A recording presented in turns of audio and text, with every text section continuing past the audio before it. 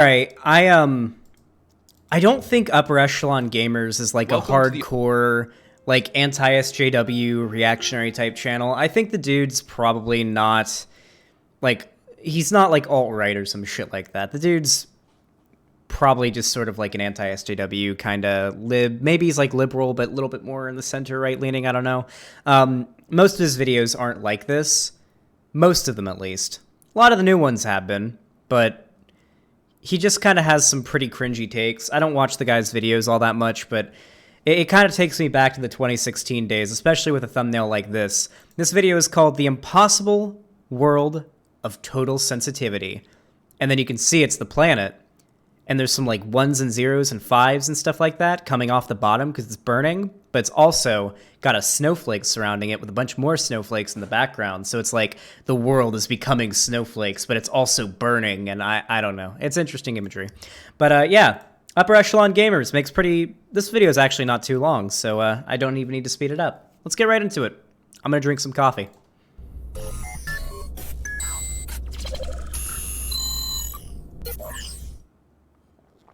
All right, so today I want to discuss the idea of sensitivity consideration within the confines of mostly tabletop gaming, but also the... Should I get my take on this? Just my outright take on this and see where we disagree. My take on this is that I unironically, as cringy as this may sound, I have the same take on this as like Chris Raygun had back in 2016. I think that artists that create games and other types of media should have the freedom to do what they want when making their art, right? If they want to make a game that's like The Witcher 3, for example, takes place in basically Poland, heavily inspired by like Polish folklore, a place that is overwhelmingly white, especially back then, and there aren't really any characters of color in it, but that's not really what their goal was. They're just trying to make a story. Then that's fine. I don't really have a huge issue with that. It's nice when there's, you know, variety and representation and diversity in media. It's a good thing for society in general, but I don't think that artists should be allowed to shouldn't be allowed to do that. They shouldn't be allowed to not have diversity in their games. I don't think it's like a huge issue. Yeah, fuck Gwent. Gwent fucking sucks. I don't think it's like a huge issue. However, I completely understand if there's people who want to criticize that or create commentary about it. Like, hey, you completely have the right to not have diversity in your game, but I think it would be nice if there was. And here's how it could be beneficial if there was. I think an open dialogue about that's good. And I also think it's okay for games and artists and developers to put in the most fucking egregious SJW bait in the fucking world, okay? Who here has seen Avengers Endgame? Hypers, have you seen Avengers Endgame? If you have, you know what I'm talking about. You guys know the scene at the end of the movie? The woman scene where it's all the female heroes just out of nowhere. No fucking continuity reason whatsoever in the lore of the event or like the story. Like it really doesn't make any sense for all of them to just like come out of nowhere and it's just the women, you know? And the funny thing is too, I have to say this, 99% of those characters were all side characters and supporting characters to male main characters and the stories that they come from. That was the funniest part of that. Everybody in that lineup, except for maybe the Wasp and Captain Marvel, they were all supporting characters to male leads in the movies they came from. That was the funniest part of that, okay? But I remember watching that in the theater and being like, oh no. Half of it was because of how cringe and obvious it was. The other half of it was how I knew that like people like this dude and like the quartering and whatnot were going to react to it. I think it's fine to criticize stuff like that. I'm completely fine with like movies and media having those cringy scenes. I think it's broadly kind of good for society to have like girl power, whatever kind of stuff. You know, there's a positive effect it has on society, right? But that's my position. I think that these artists should be allowed to do what they want, and I think anyone should be allowed to criticize that art how they see fit. However, I also think it's cool to criticize that criticism as well. So if this dude is going to make a video going against like progressivism in art, then I'm going to criticize his criticism. wider games industry as well. Reason being, if we assume the current atmosphere of political correctness and sensitivity outrage to be a kind of social pendulum, if you will, I believe it's starting to slow. One thing I think I don't agree with is the way that these types of people like to over-sensationalize people being more progressive and calling for more progressive themes or aspects in the art that they consume. That's one of the big things that I don't like, how they try to sensationalize it into this like big problem that we all need to be against. Slow down, maybe even swing back the opposite way. Tabletop fantasy gaming is a very easy place to start because it's been under fire recently from a number of different angles, and chief among them, racial sensitivity concerns. The most immediate example I can point to is from Wired magazine, publishing an article titled, quote, "D&D must grapple with the racism in fantasy, and getting rid of it will take a lot of work," end quote. This particular article goes in depth on origin demographics behind popular archetypes, like orcs, for example, or drow elves. It explains an origin quote for the aesthetic behind orcs in... Fake nerd. It's pronounced drow. I don't care. And anyone who pronounces it drow elves, it's drow, okay? It's always been drow. Lord of the Rings, which paints a picture of racially motivated foundations. And as a side note, being extremely familiar personally with Lord of the Rings, I can tell you right now, the assumption that this one descriptive quote from J.R.R. Tolkien, found in a letter many years ago, is indicative of the orcs' actual canonized lore is ridiculous. Orcs were, in actuality, good and moral beings who had been corrupted, tortured, and debased because Morgoth was incapable of creating life himself, only transforming it into something darker. In fact, Tolkien often grappled with the concept of redemption for the souls of these orcs, seeing as they had been magically tortured to become what they are now, having previously been a race of elves that fell prey to his darkness.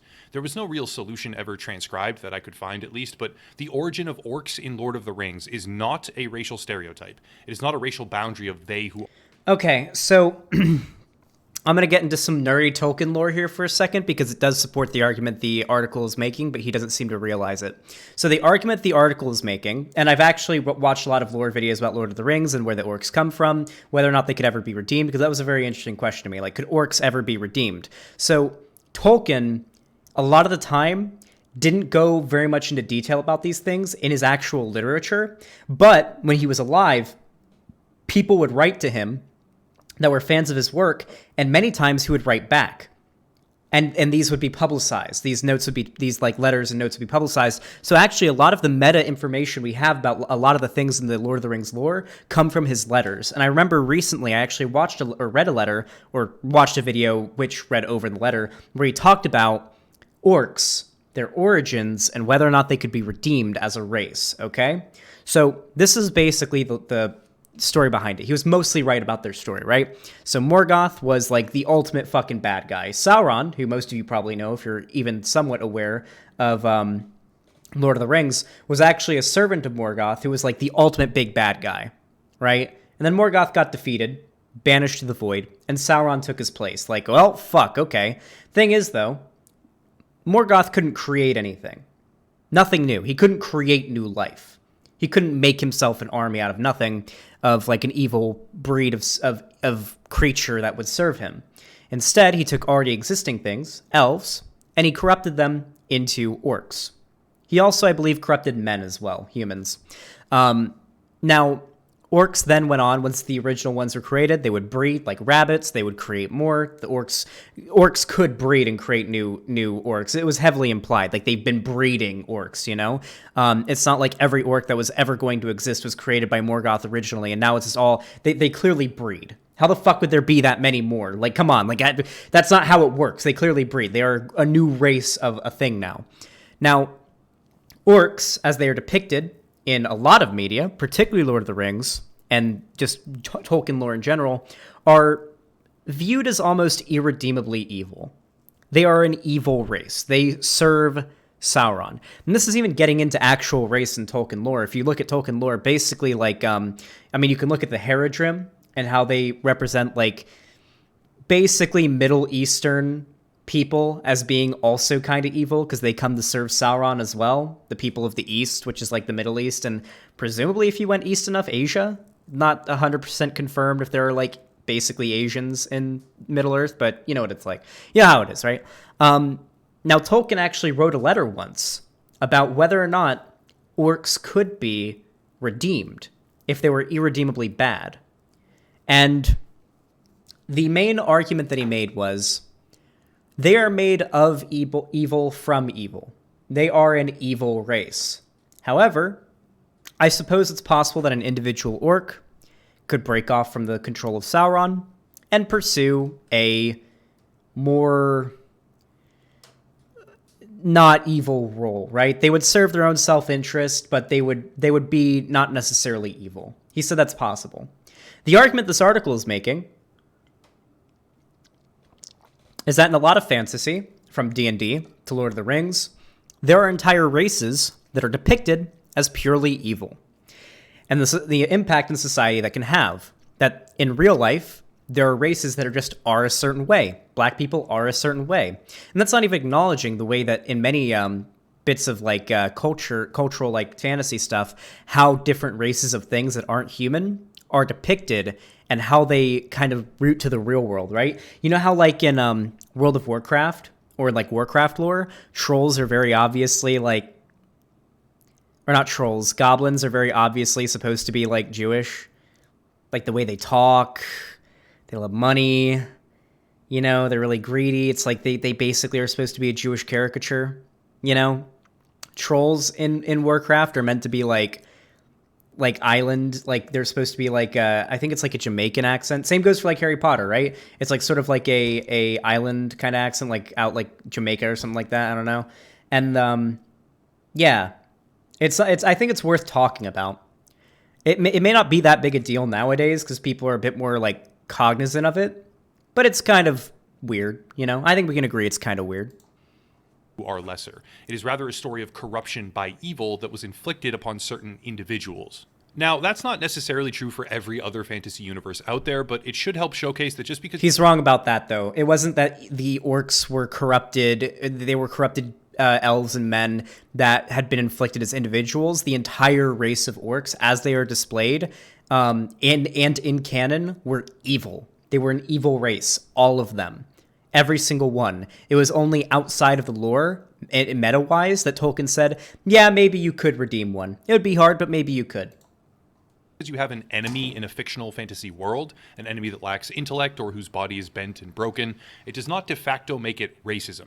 All in all, this article is filled with incorrect or flat-out deceptive... Wait, it literally does. Does this guy not know what racism is? If you depict a race of something, even in fiction, as being irredeemably evil and bad... Not like these individuals are bad. It is this race is bad. Oh shit, orcs are coming. Orcs are bad. They don't call them like, yeah, like that's racism. That's what that is. I think racism can be portrayed in media and not be harmful. Plenty. But like, yeah, steal a baby orc and then raise it as a human, you know?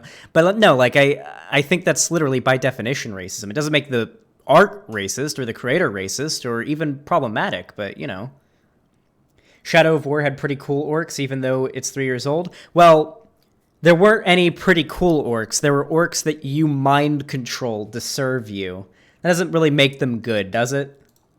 Interpretations of why and how certain fantasy races exist in their current state. But that's not even the point right now, because the expectation that fantasy worlds be made to conform to our modern standards in a snapshot of time right now for sensitivity and consideration, it's complete. Is Shadow of War canon even? Shadow of War is, it's not canon, as in like it takes place in the same universe as Lord of the Rings or any Tolkien lore, but it's built off of it, right? The way that they did it is like, okay, this plausibly could have happened. Like, you could watch Lord of the Rings after playing Shadow of War, and nothing you did in Shadow of War would change anything that should happen in Lord of the Rings.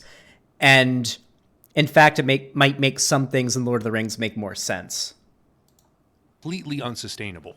Why do I say this? Well, one great example comes from RPG.net, and browsing this website for just a matter of minutes will make it abundantly clear that there is a particular demographic user base. That is completely... Wait, hold on. There is a particular demographic user base, and he highlights over this. Let's read this.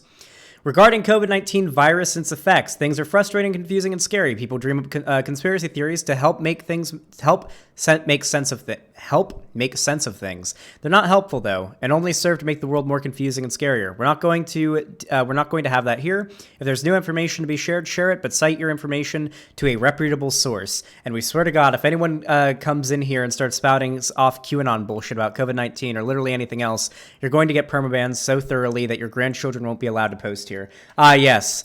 very disagreeable post here. Posting conspiracy theories about QAnon and not citing reputable sources. That very clear demographic, it's true. Lefties do like reputable sources and debunking conspiracy theories. He's right there. Completely fine, don't get me wrong. Communities like that have every conceivable right to exist, but it should be noted that this is a very left-leaning, social sensitivity-oriented community that wholeheartedly believes in that type of political correctness that I'm discussing in this video.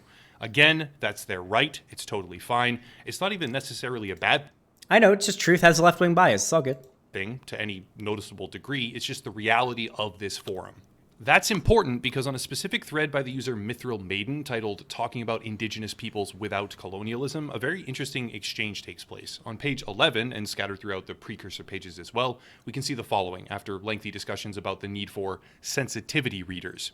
Quote, honestly, I'm kind of leaning towards stopping world building altogether at this point because, well, here's the problem, and then quoting a previous user post, which is one of the major first things to do is do the research and get a sensitivity reader. As you said, it's not easy and it's messy, and there's no guarantees in the process, but it's better than not doing so. Continuing from Mithril Maiden, this is fair, but doing the research is a ton of work, and sensitivity readers aren't or shouldn't be free.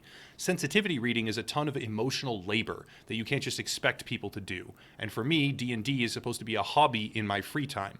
I'm both a graduate student and a foreign language student. I have a ton of research I have to do in my day-to-day life, so if my D&D hobby also requires tons of research outside of areas of history I'm already broadly familiar with. I don't care about D&D or anything like that, so this is like, okay, like, all right, listen, I don't think you need sensitivity readers to go over your world building and lore. Like, come on, it's like, it's not that hard, guys. Like, I think a lot of people are putting way too much weight on how difficult it is to do this. Like, you don't need a sensitivity reader. Just like, I feel like it's pretty easy to go over the lore and world building you've done and be like, is there anything that's maybe like a bit racist here that I should probably like reconsider? I don't feel like it's that hard, you know?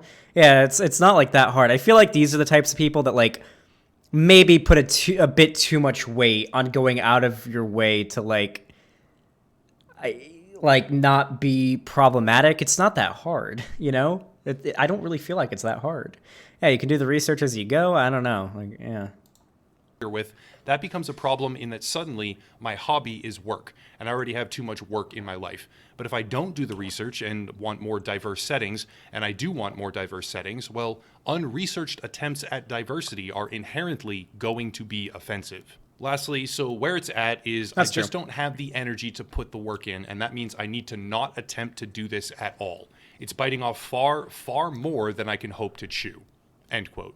Immediately under this, another user states in reference to I don't have the energy, if it helps, you're not alone in feeling this way. They literally said that verbatim. Keep in mind, this is a forum where the users, by and large, subscribe to the idea that sensitivity readers are necessary. They're absolutely imperative. That fictional worlds must be constructed in order to never offend anyone and avoid the possibility of offense for everyone at all costs, even when that cost in terms... I don't feel like that's what they're saying. Well, for one, that's definitely not what they're saying, because I feel like they would definitely, like, even if we strawman their position, they would definitely not be opposed to offending right-wingers, right? Because right-wingers get offended by any representation in media. That's not, like, perfectly up to their standard in regards to, like, how it's done. If it's done in a way that seems like it's supposed to be representation, then they get mad. But, like, I think what's happening here is a lot of them want to be cognizant about like the effect of their like fiction that they write, their world building, but they're putting way too much pressure on themselves. I'll definitely agree with that. Like, this is way too much pressure to put on yourself. If it's getting to the point where like you have to try so hard to not like be problematic with your lore or world building in your D&D campaign or whatever, that you like you aren't having fun with it anymore, then Jesus Christ, you know? Xander Hall, no one looked at Watto or Nemoidians or Jar Jar and thought, hey, George, this is kind of weird, Lamau. Yeah, like, I think when I think of, like, making lore for, like, a fictional world or universe or whatever not problematic, I think of, like, okay, if there's a character that's, like, meant to be, like, a Jewish stereotype, maybe leave that one out. Change it up a little bit, maybe. That's okay. Or, like, a black stereotype, like with Jar Jar, maybe don't do that. You know, maybe just like change up the character a little bit. I don't really feel like it's that. I don't really feel like it's as hard as these people are making it out to be. Of time, investment, and labor becomes untenable. The discussion that ensues after is littered with differing opinions on the subject, but a notable number of participants seem to understand the sentiment that this world building is a hobby that might not have any financial. I really don't give a shit about Cyberpunk 2077, and I have no idea what's happening on the screen right now. I don't know if like he's hacking other people and that's what's causing them damage because he's not shooting his gun. Like, I have no clue what this is. I have no interest whatsoever in Cyberpunk. Resources dumped into it. A hobby that this person is now feeling might require more work than would ever be sustainable if they need to jump through these consistent hoops. Effectively, the idea that you cannot ever offend anyone for any reason and need to do the research so that you don't, when that research involves deciphering sometimes literal gibberish, well, perhaps the pendulum is starting to swing back the opposite way, and people will begin to realize how unsustainable that really is. Below, we can see another message from a user that has participated on this. I can't tell if he means like deciphering like gibberish, as if like the languages of other people, of like other like non-English speaking people are gibberish, or if it's like he thinks that like left-leaning lingo is gibberish, or what. I don't know what he means by that. This message board since 2009 and sent over 7,000 messages in that time frame. Quote, if you are writing a much larger setting like Vampire the 1500s, I think that is a ludicrous demand. Think about how many at least partially oppressed groups there are in the world today whose oppression began or was ongoing in the 1500s. LGBTQ individuals, Jews, Central Asians, Roma, Native Americans, Africans, and Muslims all come to mind quickly, and those are huge categories that each merit many subgroups. We could easily throw in other groups like the Irish, Greeks, various Balkan ethnicities, pagans, and so forth as well. Even women could be added to the list. The notion that anybody could plausibly do any kind of deep research into and have a sensitivity reader for all of those groups is an impossible barrier. The only option becomes to severely limit how inclusive you are allowed to be. I think that, at some point, an honest effort to be respectful. 30-day ban for declaring representation is too much work.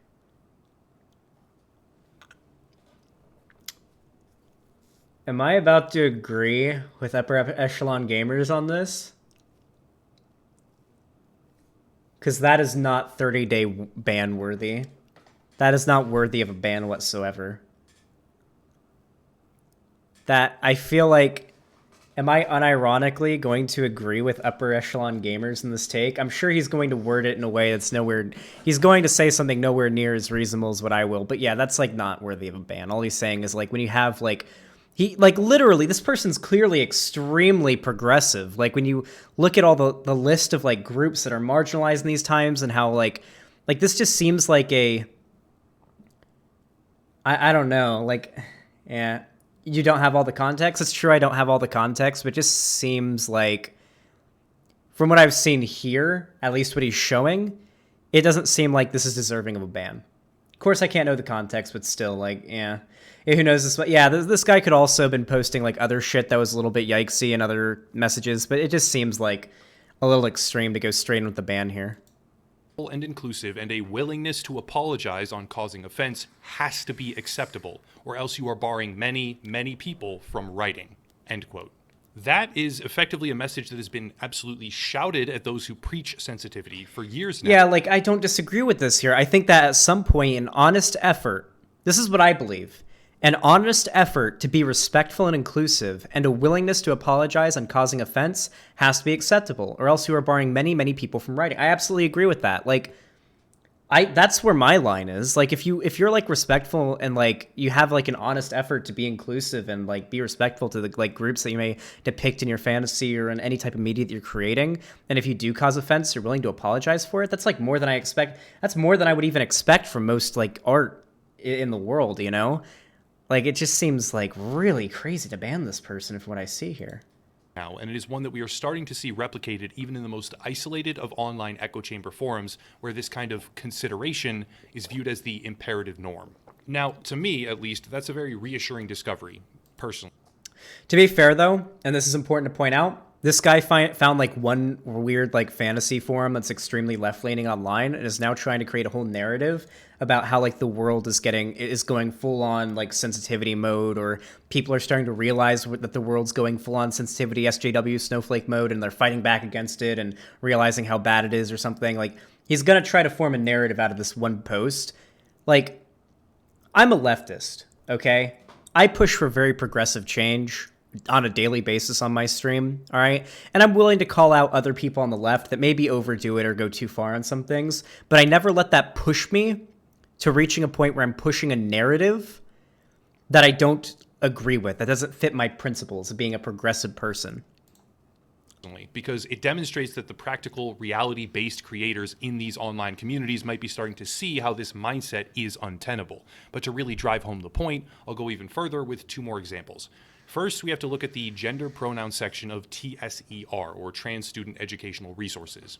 The graph displayed shows different uses of existing gender pronouns, and the goal here is not to mock or degrade anyone at all, okay? So just get that straight, everyone who's watching this. The goal is to showcase why the ability to realistically avoid offending anyone at any point for any reason is holistically impossible.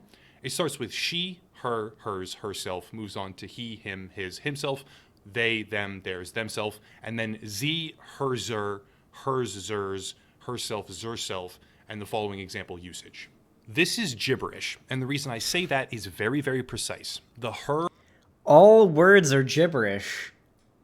Listen, okay? I think like neopronouns, like the z-zer stuff, is like, or her-zer or whatever, is like, it sounds silly, sure, but take any word that is normalized to you in like your common parlance, common language, and just say it over and over again, okay? Say your name.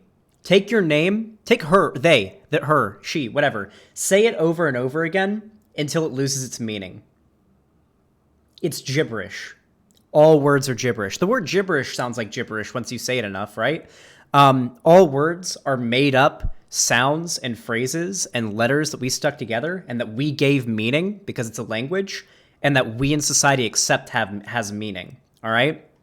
The way a word goes from being gibberish to becoming a word is by saying it and viewing it as being a word that means something. Oh God, the Xanderhall constructivist arc? Wait, why would that be oh God? Chuff, that is literally the inarguable truth of language.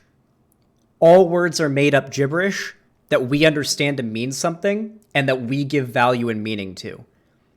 That is how words work. Okay, Chubb, I was confused of whether or not you disagreed with that. I don't feel like anyone... Wait, does anyone in chat disagree with that? I use they for everyone. That what is the he, she nonsense? This sounds like they made up genders. Yeah, it's true. They, them are the only pronouns. She, her, he, him, all of it. All made up nonsense. Yeah, okay, no one disagrees with that, okay? So yeah, like with the Z-zer stuff, certainly pretty fucking new shit, but like, the response to that shouldn't be, or should never be, these words are gibberish, all words are gibberish, okay? That's just how it works.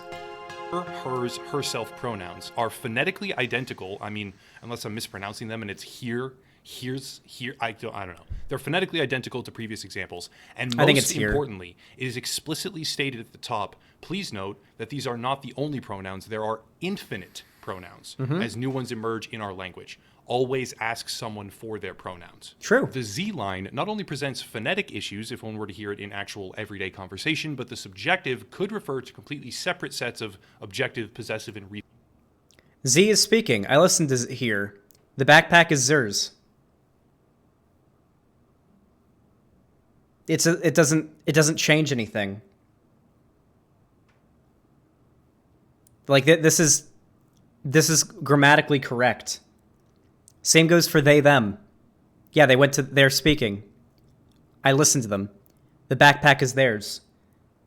Even when we're not talking about non-binary people use they, them pronouns for people all the time. Let's say you call a cab and you don't know what the gender is. Or how about this? You order something on, like, I don't know, Postmates, right? You're ordering some fucking big old Five Guys burger with a big old bag of fries from Postmates, and you expect the Postmates driver to get there soon. But for some reason you don't know that the gender is the Postmates driver. You would probably ask your friend would like ask you, right? Hey, when's the Postmates get here? And you don't know the gender of the person. You would probably say they'll be here in a little bit. It's just like that. Completely grammatically correct. Yeah, I went to amusement park with them. Like, yeah, like that's completely fine. Same goes for Z, here, zir, here's, zirs, here self, and zir self. Yeah, it's just like that. Does it sound a little silly? Yeah, it sounds a little silly.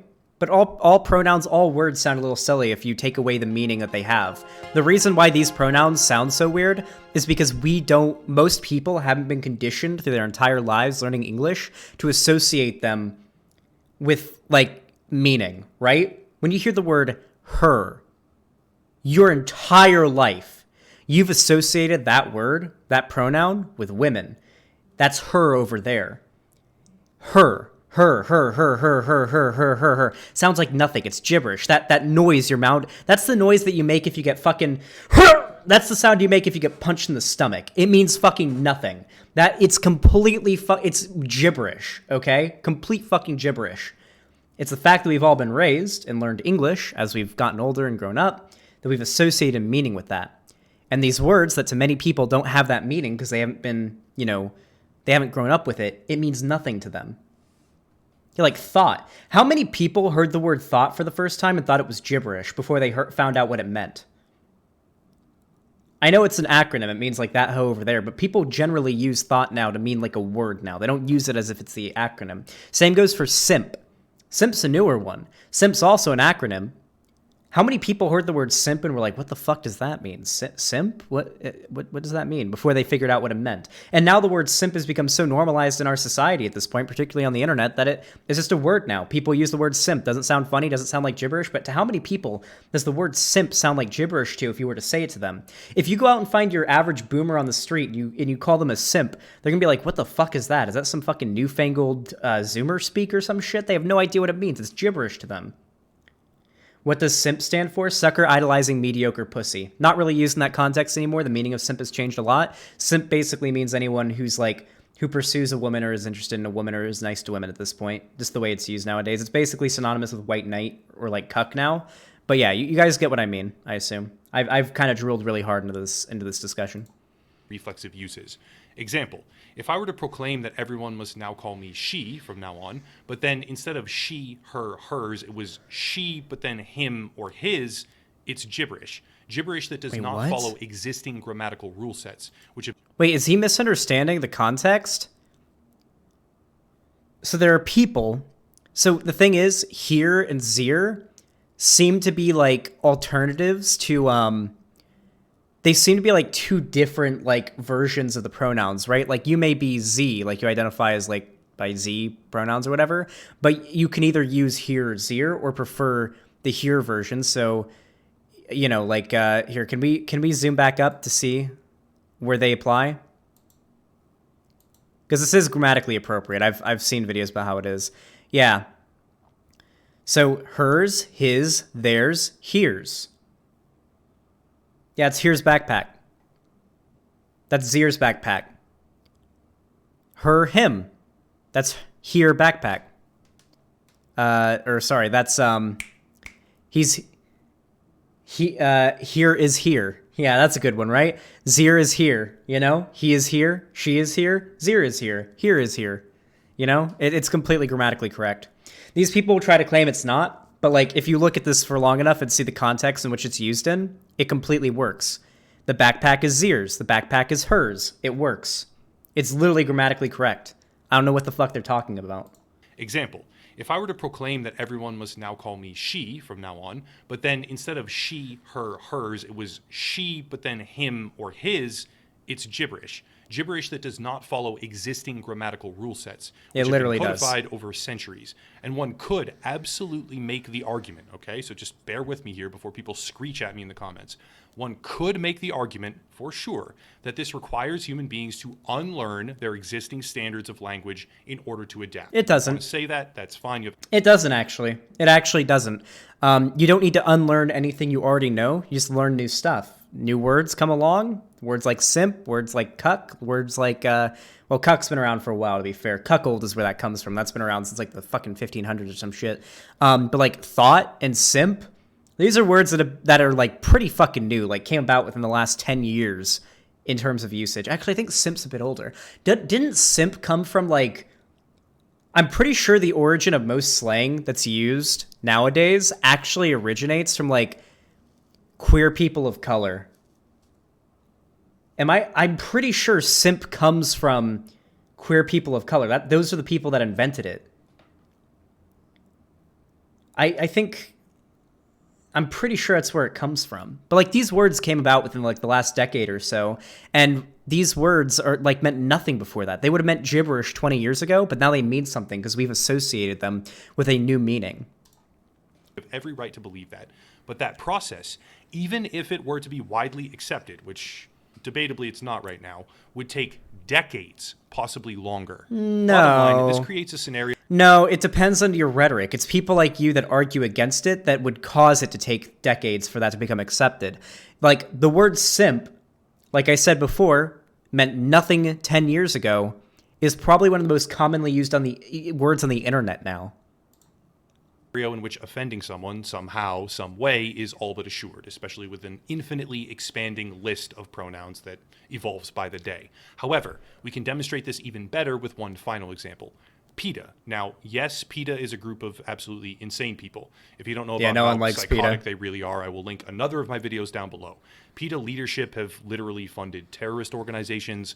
There have been examples of high crime, and their support campaigns are deranged at best, but there are many things to criticize PETA for. I'm not aware if they've supported terrorists or crime.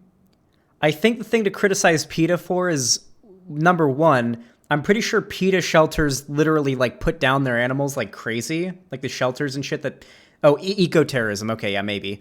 But like, I'm pretty sure they put down shit tons of fucking like animals at their shelters and stuff like that. They're super hypocritical, and they're total fucking assholes about it too. PETA is like one of the most pretentious fucking organizations there's ever been. If you want to see some really fucking pretentious shit that just makes your blood boil, read PETA's Twitter page, okay? It's fucking horrible. That's just a different video. PETA activists are insane. That much is true. But in the context of sensitivity readers, these are the types of people who must be considered because they demand to be considered. These are the types of people who absolutely crave that consideration, and they seek to modify existing language in a way that pleases them. On the official Twitter page, we can see the following graphic, which claims that certain language perpetuates human supremacy and justifies oppression. Instead of chicken, say coward, rat, snitch, snake, jerk, pig, repulsive, sloth, lazy. Oh, come on, dude. I'm sorry. Oh my god. Oh, boy.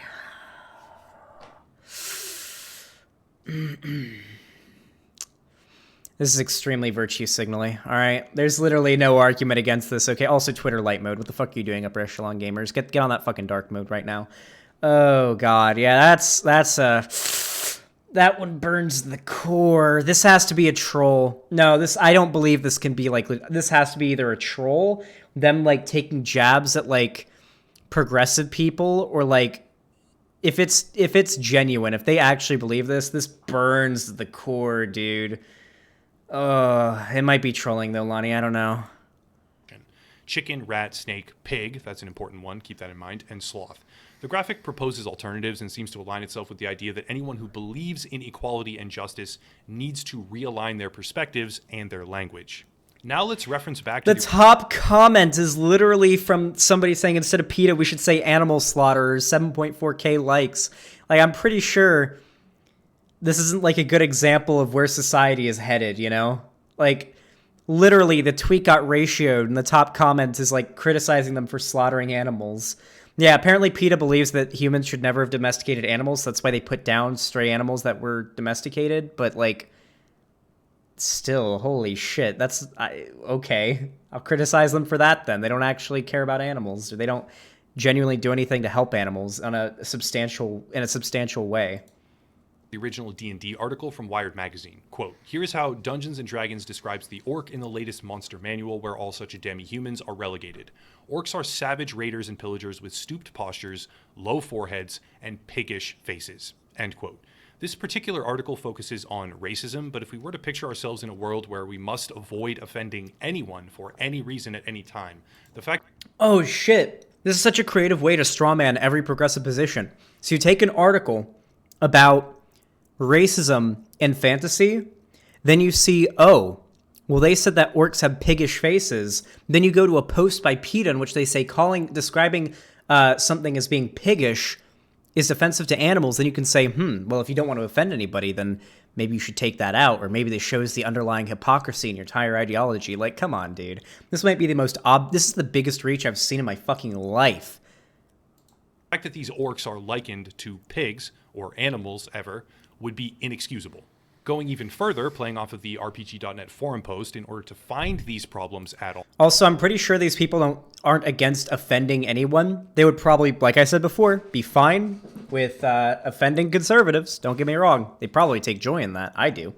But I'm pretty sure their goal is more so to just try to push away more problematic aspects of culture and media. Or try to phase it out more, or make an effort to do so. I don't think it's all about, like, making sure no one is ever offended for any reason, right? Like, I don't really feel like that's what they're going for. We would have to hire sensitivity readers from presumably every conceivable demographic imaginable so that we could weed out those kinds of microaggressions or trigger words before publicizing and mass-producing our world or story, and, rightly so. Wow, this might be, like, the biggest... You could reach the fucking moon with this reach! Holy shit, Dogecoin, forget Dogecoin to the moon, okay? This guy's hands are touching the moon right now with how far he is reaching. His bones are as fucking thin, are an atom thin right now because his entire arms have had to stretch from Earth to the fucking moon with this shit. It seems that people are starting to realize how psychotically impossible that actually is to do on a larger scale. The thing is, this is an isolated ecosystem. It's compartmentalized is what I mean. I've discussed the downstream ramifications of this sensitivity mindset before and how the absurdity is creeping into more areas of life. I'm gonna kill myself if this guy doesn't shoot his gun in the video game right now. Why is he just using this like weird hacking thing? Please, just shoot your fucking gun. I'm gonna kill myself right now. Please, make the gameplay more entertaining. Why are you just doing this? I know it does damage and it's easier because you don't have to leave your cover, but for the love of God, please, shoot your gun. Make the gameplay that I'm being forced to watch right now as I respond to this video actually entertaining. Please, for the love of God. With each passing day, but of all the existing entertainment, shoot the gun! He's in the open! Is quite possibly the most resilient. You have a gun! These kinds of expectations can only go as far as the individual groups that contain members who care. And when oh my God, is he actually going to shoot this person? Overblown and tedious, nope, killed him with the hack. They derail the entire game session. Well, that person's not getting reinvited. What follows, and has probably been happening already for quite some time, is a stratification of the community. Those who demand sensitivity readers and only inclusive language need to just shoot the gun. Just shoot the gun. Their own games and worlds. And when their game lacks the viable underlying structure to function even, or when their player base is of a similar mindset to them and demands fully vetted, sensitivity-safe, socially conscious worlds, only such worlds, well, those that build these worlds begin to realize that he did it. He shot the gun. Pog. A job so demanding, so colossally warped and manipulated and ever-changing. He's actually shooting the gun. There aren't even enough hours in the day with which to research and make sure you don't offend one of these overly sensitive zealots. The natural conclusion after failing... Yeah, listen, I'm pretty sure in most cases, if you make a genuine, like, honest effort to try to be more inclusive or, like, progressive with your art that you create, most people... Like, let's be honest, 99.99999% of progressive people will recognize that there is a genuine effort being made to make whatever art you're creating, like, non-problematic or whatever, and they're going to accept that and be happy with it. there's always going to be crazy fucking communities of people on any side of the fucking political aisle that take it way to the extreme. Like that one website that he was going over, like that forum that banned that dude for saying exactly what I just said. But like, I assume, dude, maybe non-binary woman. I never know that person for saying what I just said. But like, there's no reason to create a whole narrative about it, about how like wokeness is eating itself or whatever. I think that's what he's trying to argue. I believe what he's doing right now is he's trying to argue that wokeness is consuming itself. The woke people are destroying each other because they're just not woke enough for each other, and it's a feedback loop of infinite wokeness. It's spinning around. Then you try to be more woke than the other person. That person gets more woke than you, and then they can shit on you for not being woke enough. And then that's like, this exists. Don't get me wrong. But it's not something worth creating an entire narrative about progressive people from. If you do that, then clearly you have ulterior motivations against progressivism or efforts towards being more progressive or pushing society in a more left-leaning way, that you're using this as an excuse to push that narrative around. To infiltrate isolated and very compartmentalized tabletop communities, and after failing to force the creation of these worlds for their own use onto others, the demographic fixated on socially sensitive language and lore above all else must produce their own, and quickly realize that the tedium and impossibility of conforming to these ever-shifting expectations rapidly make... Okay, maybe I'd be terrible at this game, but why not just save your little fucking RAM chips you have to use to hack people and just fucking bop that guy in the head when he peeked up? He's playing it like I'm playing Deus Ex. I don't know, it's just like... That guy popped his head up. You have a shotgun that seems to have a pretty tight spread. Why not just fucking blast him? Anyway, I started blasting. Like, why not just blast him right now? Come on. Make the hobby untenable, and they begin to come back towards the land of reason, at least I hope, having learned that the endeavor to avoid offending any group of people for any reason at any time when those groups are springing up and disappearing and changing with every passing minute, when that offense is predicated on whatever shifting standard. These dudes can't make this argument anymore. They can't say oh, there's constantly new genders being made. These progressive people are crazy. When you've got like the Sigma male shit, okay? When I see the Sigma male video come out, you can't tell me that these people can't remember like they, them pronouns or something, okay? When you got alpha male, sigma male, gamma male, what are the other ones? Hold on, what are the different types of males? What is it? Hold on. There's like a whole chart, I think. Alpha, beta, sigma males. Let's see. Can we see like the whole... There's 6 right now, apparently, okay?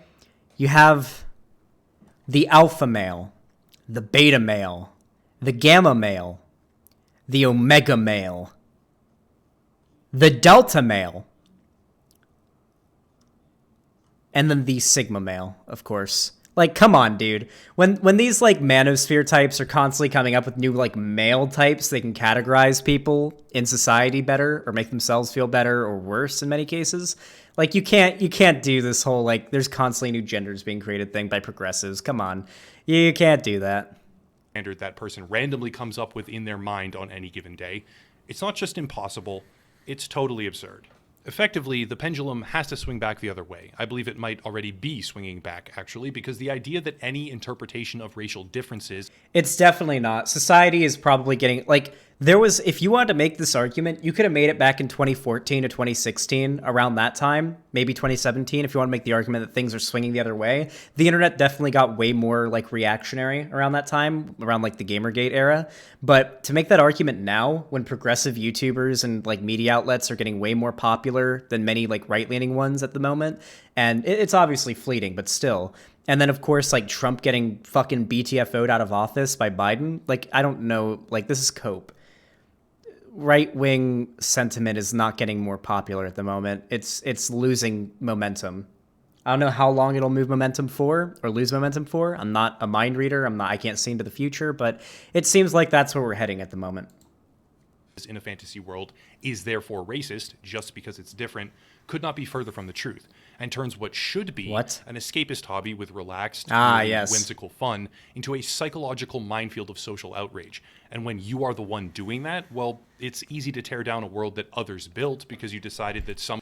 God, I just can't get interested in Cyberpunk. Look how fucking empty the world looks, right? There's no cars going down the street. There's not really any people on the side of the road. Like, I know the map's like really big and it's a very deep game or whatever, but like GTA 5 pulled off a more lively looking world than this did back in 2013, you know? GTA 4 had a more lively looking world than this.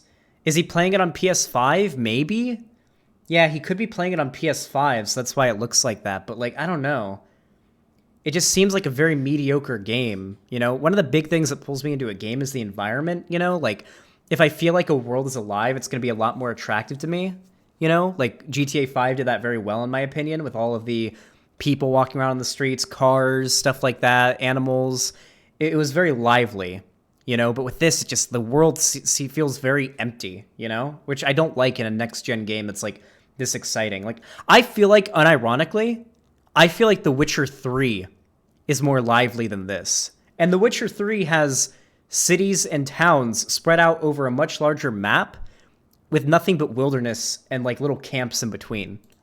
Some of the lore is and this is a city on that in the day future. For some manufactured reason, but when you let everyone searching for victimized attention have a voice in that lore, which is what a lot of these people that strive for inclusivity tend to do, it will become very clear, very fast, that you are relegated to telling stories which must be so bland and lacking in all creativity that they might survive the ever-shifting goalpost of sensitivity for a little while at least, if you get enough sensitivity readers to vet it.